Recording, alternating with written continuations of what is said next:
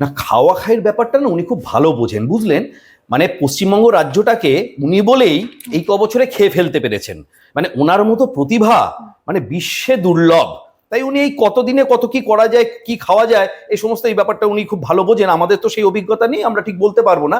তবে আমার মনে পড়ে যায় উত্তরবঙ্গ সফরে উনি প্রথম গেলেন মুখ্যমন্ত্রী হবার পর 2012 সালের, যতদূর মনে পড়ছে, মে মাসে।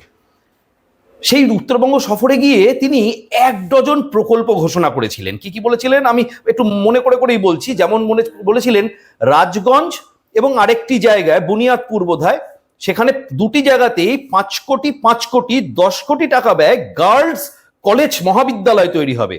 আচ্ছা, তার সেই মহাবিদ্যালয়ের ভিত্তিপ্রস্তরটা স্থাপন হয়েছে আজ পর্যন্ত? না, হয়নি। আরো কি বলেছিলেন?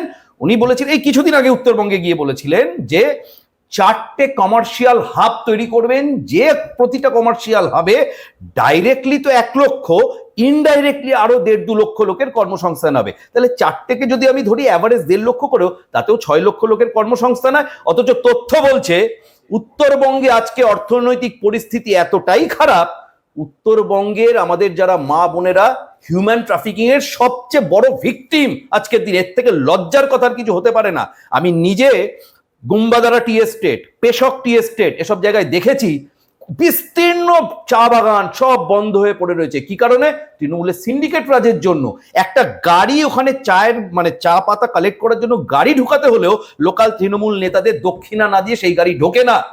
এতে করে ধীরে ধীরে ধীরে ধীরে সমস্ত চা বাগানগুলো ধীরে ধীরে বসে যাচ্ছে, ওখানকার জনসাধারণ কর্মহীন হচ্ছে। আর এখানে বসে তার 75% ভাগ নিয়ে মুখ্যমন্ত্রী বড় বড় ডায়লগ দিচ্ছেন।